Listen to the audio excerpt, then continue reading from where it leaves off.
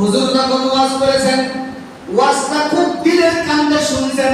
হায় হায়, কবরে এই শাস্তি, হাসরে এই শাস্তি, এরকম ভাবে জাহান্নামে এই শাস্তি, এই গুনার কাজ করলে, অপরাধ করলে এই শাস্তি। হুজুরের ওয়াজটা দিলের কান্দে ভালো করে শুনছেন। শোনার পরে ওই বৃদ্ধ ব্যক্তির মধ্যে ওই ভয় ঢুকছে, অনুশোচনা চলে আসছে। আল্লাহ রাসূল বলেন, ওই ব্যক্তি যখন মাগরিব যখন শেষ হয়ে গেছে, হুজুরের দুই পা জড়িয়ে ধরে বলতেছে, হুজুর আমি তো এই অপরাধ করেছি, আমি তো একজন আল্লাহর পাপী বান্দা। হুজুর গো, আমার কোনো এই জাহান্নাম থেকে বাঁচার কোনো পথ আছে নাকি? আমার কোনো উপায় আছে নাকি? কাঁদতেছেন মুরব্বি, হুজুরের পা জড়িয়ে ধরে বলতেছে, হুজুর আমাকে বাঁচান, আমাকে একটা ব্যবস্থা করে দিন। ভালো করে বুঝেন, রাসূল বলতেছেন যে বাবা কোনো টেনশন নাই, কোনো চিন্তা করার কোনো কারণ নাই, আমি আপনাকে সবক বাতায় দিব, আমি আপনাকে ব্যবস্থা দিচ্ছি। যদি এই ব্যবস্থা অনুযায়ী জীবন চালাইতে পারেন, যদি আমার সবক ঠিক মতো আদায় করতে পারেন, আমি সাক্ষ্য দিতেছি খোদার কসম, আল্লাহ রাব্বুল আলামিন আপনার পিছনের সমস্ত পাপ মাফ করে দিবে। বিরুদ্ধ ব্যক্তি খুব খুশি, হুজুর তাড়াতাড়ি কর। এক নম্বর সবক আমি আপনাকে বাতাইছি। এক নম্বর সবক হলো, প্রথম হলো আপনি তওবা করবেন। এক নম্বর কি? তওবা। তওবা করবেন। এই তওবা কি জিনিস? তওবা কি জিনিস? আত-তাওবাতু হুয়া নাদামাত। তওবা হলো অনুতপ্ত হওয়া, পিছনের কৃত কর্মের অপরাধ থেকে কি হওয়া? অনুতপ্ত হওয়া, লজ্জিত হওয়া। কার কাছে? আল্লাহর কাছে। তওবা একে বলা খালি বলবে আস্তাগফিরুল্লাহ আস্তাগফিরুল্লাহ আস্তাগফিরুল্লাহ, মনে করে শয়তানি, আরে দেখে আঙ্গুলের দিতে আস্তাগফিরুল্লাহ আস্তাগফিরুল্লাহ, একে কি তওবা বলবে? আরে জোরে বলে, এটাকে তওবা বলে? এটা তওবা বলে না। অন্তর্বর্তী দুনিয়া, অন্তর্বর্তী বিভিন্ন খেয়াল আর তসবিহ দিতে আস্তাগফিরুল্লাহ আস্তাগফিরুল্লাহ আস্তাগফিরুল্লাহ, একে তওবা বলে না। তওবা বলা হয় আত-তাওবাতু হুয়া নাদামা। তওবা বলা হয় যে কৃত কর্ম, কৃত গুনাহের ব্যাপারে অনুতপ্ত হওয়া, লজ্জিত হওয়া, আল্লাহর কাছে হিসেব দেওয়া লাগবে। এই অনুতপ্ত, এই ভয় অন্তর মধ্যে জাগ্রত করার নাম হলো তওবা। ঠিক কি না? তওবা চুবা সাথে বেশি মা'বুদান, তওবা চুবা সাথে বেশি মা'বুদান, বড়দরে হাততু মুসলমান আমদান। আল্লাহ রাসূল বলেন, আত-তাইবু কাম্মাকান, আত-তাইবু কামান্না যুনবারা। যে ব্যক্তি খালি তওবা করবে, তার আমলনামায় কোনো গুনাহ থাকতে পারে না। তার আমলনামায় কোনো গুনাহ থাকে না, বেগুনাহ হয়ে যায়, বেগুনাহ হয়ে যায়। এখন হুজুর বলতেছেন যে বাবা, এক নম্বর সবক আপনাকে আমি বাতাইতেছি, বলতেছি কি? এক নম্বর হলো আপনি পিছনে যত অপরাধ করেছেন, এক নম্বর হলো তওবা করুন। আমরা তওবা করতে পারবো তো ইনশাআল্লাহ? পিছনের গুনাহ ব্যাপারে আল্লাহর কাছে তওবা করে। দুই নম্বর সবক, পাঁচ বেলা নামাজ পড়বেন। কয় বেলা নামাজ? কি খালি জুমার ফরজ না পাঁচ বেলা ফরজ?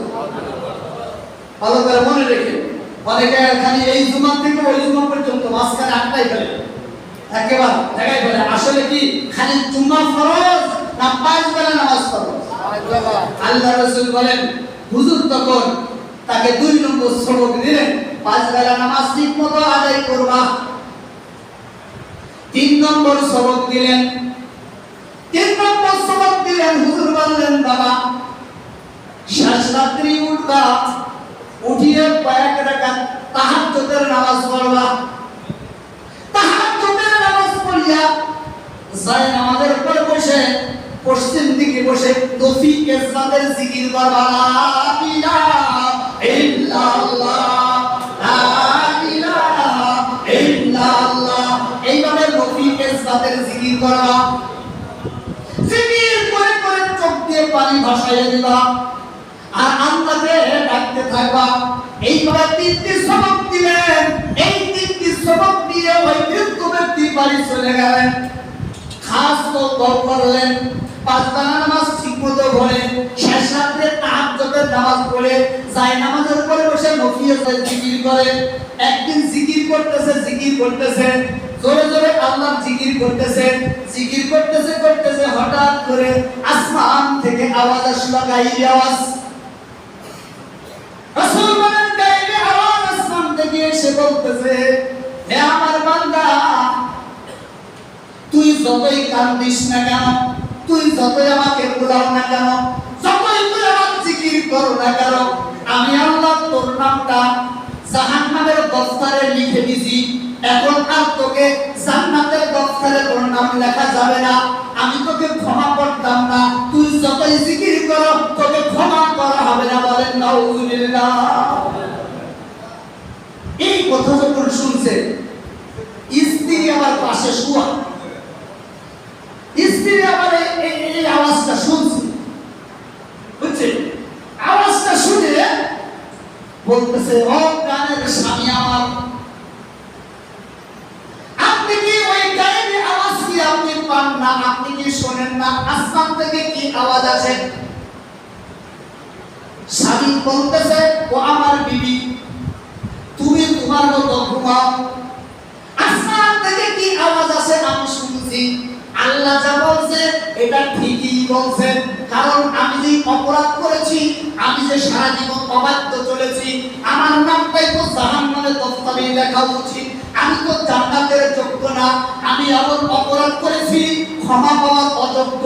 আল্লাহ যা বলছে ঠিকই বলছে, তুমি ঘুমায় থাকো, আমার কাজ আমি করি, আল্লাহর কাজ আল্লাহ করুক। তার কারণ হলো আমি যখন অপরাধ করেছি আমি আল্লাহকে চিনতাম না, আল্লাহর দয়া কত চিনতাম না, আল্লাহর রহমত কত চিনতাম না, আল্লাহ কত বড় দয়ালু, কত বড় ক্ষমাশীল চিনতাম না। আগে না বুঝে অপরাধ করেছি, আর আল্লাহ জাহান্নামের দফতর আমার নামটা লিখছে।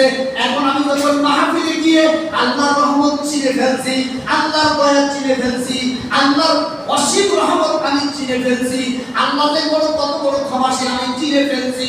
এখন আল্লাহ তো পবিত্র কোরআনে বলেছেন, লা তাকনাতু মির রাহমাতিল্লাহ, আল্লাহ বলছে তুই যত বড় অপরাধী হও না কেন, আমার রহমতের থেকে নৈরাশ হইও না। কে বলছে? কে বলছে? এই বিরক্ত ব্যক্তি বলতেছে, আমার বিবি সাহেব তুমি ঘুমায় থাকো, আমার কাজ আমি করি, মাওলার কাজ মাওলা করো। ইয়া বাবুরা ইয়া না ইয়া বাবু দুস্তুজুনি বিকুনাম বলছে, ইয়া বাবুরা ইয়া না ইয়া বাবু দুস্তুজুনি বিকুনাম হাসাল আলাদ ইয়া না ইয়া আরদু হায় বিকুনাম বলতেছে, আমার আল্লাহ আমাকে ধরা দিক আর না দিক, আমার মাওলা আমাকে ধরা দিক আর না দিক, আমার মাওলা আমাকে ক্ষমা করুক আর না করুক, এই মাওলার দরজা আমি ছাড়বো না, এই মাওলার দরজায় পড়ে থাকবো, ঠিক কিনা? এই কথা বলে ওই আল্লাহর বান্দা আরো জোরে জিকির করতে শুরু করেছে। জিকির করে করে দুই চোখ দিয়ে অশ্রু প্রবাহিত করে দিয়েছে, দুই চোখ দিয়ে পানি ঝরঝর করে চলতেছে। আল্লাহ নবী বলেন, এরপরে আমার গায়েব থেকে আওয়াজ আসলো, ইয়া আব্দি, হে আমার বান্দা, তুই নাসুর বান্দার মতো আমার দরজায় পড়ে রইলি, তুই অন্য কোনো দরজায় গেলি না, আমার রহমতের আশায় তাকিয়ে রইলি, আমার দরজা ছাড়া অন্য কোনো দরজায় গেলি না, তুই নাসুর বান্দার মতো তুই জান্নাত করিয়া রইলি, আমার রহমতের দরিয়ায় জোশ করে উঠছে, আমি রব্বুল আলামিন ওই জাহান্নামের দফতর থেকে তোর নামটা এই মুহূর্তে কাটিয়া আমি জান্নাতের দফতরে তোর নাম লিখে দিলাম।